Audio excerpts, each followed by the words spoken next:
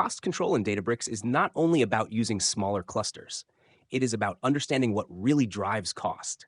Cluster size, runtime, data scanned, file layout, caching decisions, and how long jobs keep running. A job can be expensive because the cluster is too large, but it can also be expensive because the job reads too much data, shuffles too much, spills to disk, scans bad file layouts, or keeps an all-purpose cluster running when nobody needs it.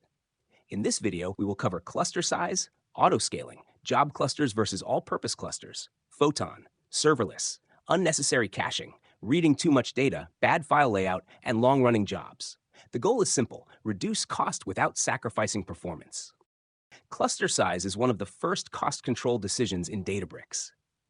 If the cluster is too small, jobs may queue up, stages may take longer, memory pressure can increase, and completion time becomes slow.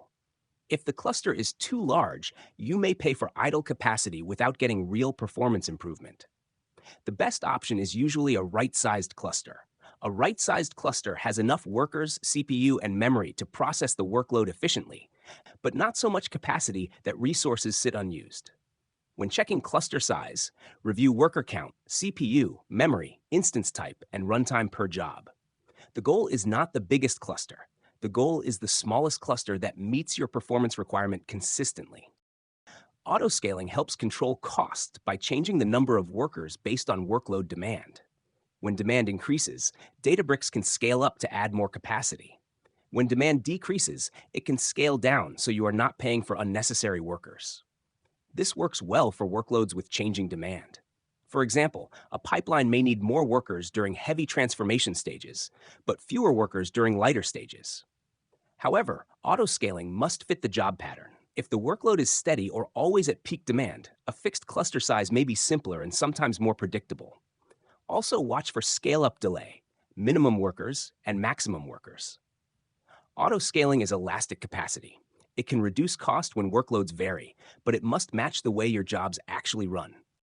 Choosing the right cluster type can make a big difference in cost. Job clusters are created for a specific job. They start, run the workload, and terminate automatically when the job finishes. This makes them a strong choice for production pipelines because you pay only while the job is running. They also isolate workloads, which improves reliability and avoids interference between jobs. All-purpose clusters are different. They are useful for interactive notebooks, exploration, debugging, ad hoc queries, and collaboration. But they can become expensive if they stay running while nobody is using them. A simple rule is this: production jobs usually prefer job clusters. Interactive development often uses all-purpose clusters, but they should be monitored carefully. Photon is Databricks' optimized execution engine designed to accelerate many SQL and data frame workloads. The important cost idea is this: faster execution can reduce total cost. A job that runs faster can consume fewer compute hours, even if the compute is more powerful. For example, if a query-heavy workload runs much faster with Photon, the overall runtime may drop enough to reduce cost per run. Photon can help with scans, filters, aggregations, joins, and writes, depending on the workload. But you should still measure. Do not assume faster always means cheaper. Compare runtime, cluster cost, and cost per job run. The goal is not only faster queries, the goal is better performance at a lower or justified total cost.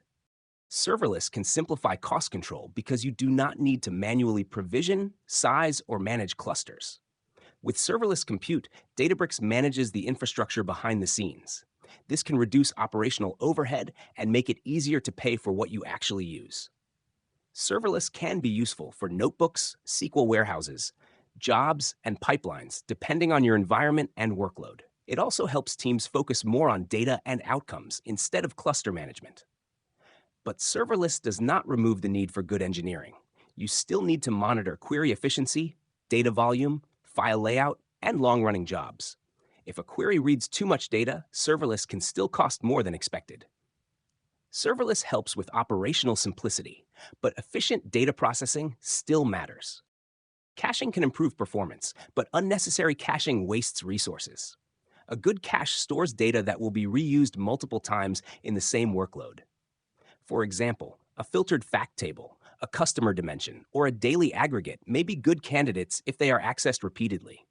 But caching one-time reads, debug samples, raw snapshots, or temporary exports can waste memory without improving performance. Overcaching reduces memory available for useful execution. That can increase spill, increase pressure on the cluster, and sometimes force you to use larger clusters. The rule is simple. Cache only what is reused and valuable.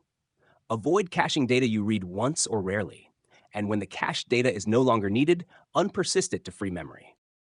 Reading too much data is one of the easiest ways to waste money in Databricks.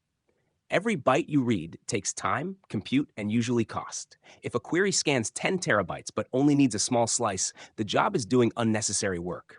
The cheapest scan is the scan you avoid. To reduce reads, filter early. Apply filters as soon as possible to remove irrelevant rows. Select fewer columns. Do not read wide tables when you only need a few fields. Use partition pruning, so Spark scans only the partitions that can contain relevant records. Better filters, fewer columns, and partition pruning can reduce scan size dramatically. Read less, compute less, and pay less. Bad file layout can quietly increase Databricks cost. If a Delta Lake table has many small files scattered across partitions, Spark spends more time listing files, planning tasks, opening files, and coordinating work. That overhead adds cost before useful data processing even begins. Bad layout can also reduce data skipping, create inefficient scans, and make jobs slower over time. Optimized layout is different. Right-sized files, clean partition organization, useful clustering, and good Delta maintenance can improve scan efficiency and lower cost. Tools like Optimize, Z-Order, liquid clustering, and better partition design can help depending on the table and workload. The key takeaway is this. File layout is not just a storage detail. It directly affects performance and cost.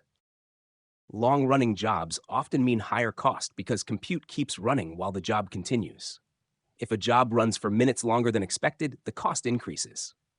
If it runs for hours, the cost impact can become serious. Long-running jobs may be caused by inefficient logic, too much data, heavy shuffle, data skew, disk spill, wrong cluster sizing, retries, or failures. To control cost, you need to investigate where time and resources are being spent. Use Spark UI to find bottlenecks. Look for slow stages, high shuffle, long tasks, spill, retries, and failed tasks. Also, watch for jobs that should stop early but keep running. A long runtime is not just a performance problem. It is a cost signal. Let us recap the cost control workflow. First, right-size the cluster. Use the smallest cluster that meets your workload needs and avoids wasted capacity. Second, use autoscaling when demand changes. Scale up when the job needs more workers and scale down when demand drops. Third, use job clusters for production workloads. Avoid always-on all-purpose clusters when they are not needed.